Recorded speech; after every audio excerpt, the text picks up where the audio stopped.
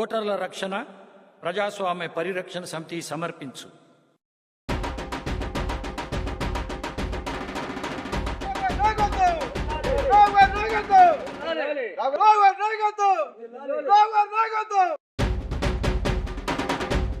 రమేష్, ఇంట్లో ఎవరు ఉన్నారు? పిలు సార్.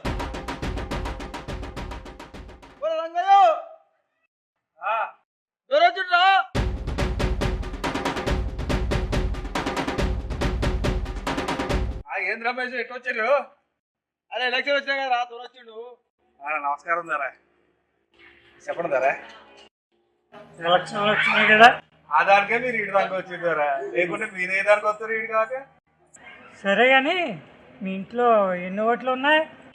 మా ఇంట్లో 6 ఓట్లు ఉన్నాయి ధర. నాది, మా ఆవిడది, మా అమ్మది, మా నాయనది, మా తమ్ముడిది, ఆయన భార్యది. 6 ఓట్లు ఉన్నాయి కదా, ఓటుకి 2000, ఆరుగురికి 6 వెళ్ళి 12,000 ఇస్తాడు రమేష్. రమేష్ ఇచ్చి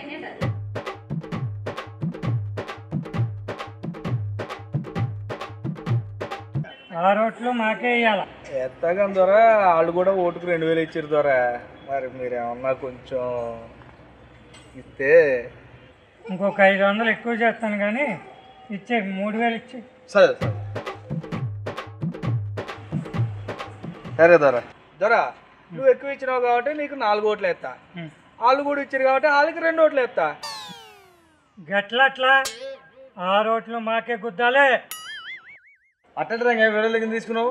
తీసుకోకుంటే ఏం చేయాలరా మరి? వాళ్ళ కాడ తీసుకోకపోతేనేమో వీళ్ళు పార్టీ వాళ్ళు అని చెప్పి ముద్ర పడిపోయాయి.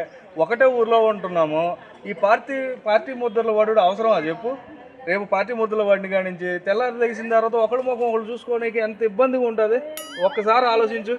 అందుకని వాళ్ళు ఇచ్చినా తీసుకుంటాం, వీళ్ళు ఇచ్చినా తీసుకుంటాం, ఎవరు ఇచ్చినా తీసుకుంటాం. లేకుంటే ఒక పార్టీ వాడిని ముద్ర పడితే రేపు పొద్దున మా పనులు అయితే అది చెప్పు. అదంతా మాకు తెలియదు. మేము ఎక్కువ ఇచ్చినాం కాబట్టి మాకే గుద్దాలి 6 ఓట్లు. అట్టే ద్వారా వరదాసాడికి పోయినాక ఎవరికి వేసినావో ఏం తెలుస్తుంది? మొత్తం నాకే ఇవ్వాలి 6 ఓట్లు.